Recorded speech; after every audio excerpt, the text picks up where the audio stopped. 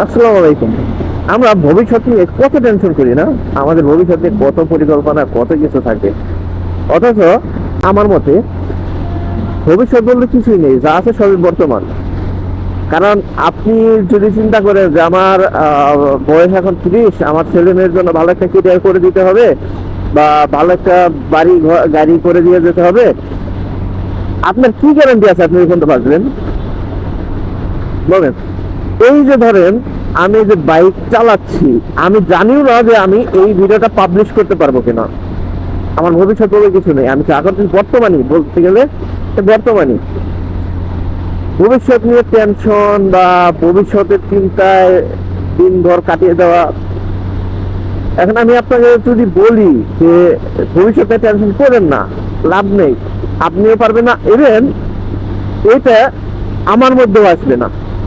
আমার মধ্যে অটোমেটিক চলে আসবে টেনশন, কারণ এই টেনশন গুলো ঢুকে দেয় শয়তান, এবং শয়তানে এই টেনশনের মাধ্যমে আল্লাহর প্রতি আমাদের আস্থাটা কমিয়ে দেয়। যে আমি ভবিষ্যৎ যেটা স্বয়ং আল্লাহ পাক আমাদের জন্য লিখে রেখেছেন, সেই ভবিষ্যৎ নিয়ে আমরা টেনশন করি। হ্যাঁ, আচ্ছা, আরেকটা ঘটনা বলি, সেটা হচ্ছে এই গত সপ্তাহে আমার এক ছোট ভাই টাঙ্গাইলে যাচ্ছিল একটা কাজে।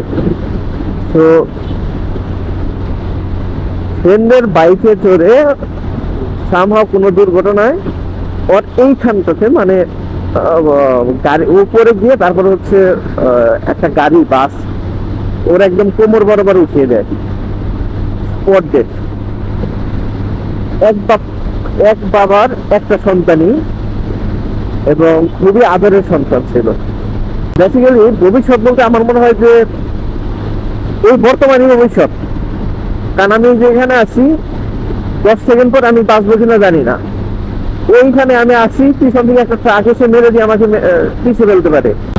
চেষ্টা চালিয়ে যেতে হবে, বাকিটা আল্লাহ ভরসা। এবং মৃত্যুর কথা স্মরণ করতে হবে যে আমি যেন অতিরিক্ত টাকা ইনকামের নেশায় বা শুধু ভবিষ্যতের চিন্তায়, ভবিষ্যতে আরাম আয়েশের চিন্তায় আমি যেন কারো ক্ষতি না করে যাই, এই চিন্তাটা মাথায় রাখতে হবে। তো এই হচ্ছে বিষয়। ধন্যবাদ সবাইকে। আসসালামু আলাইকুম।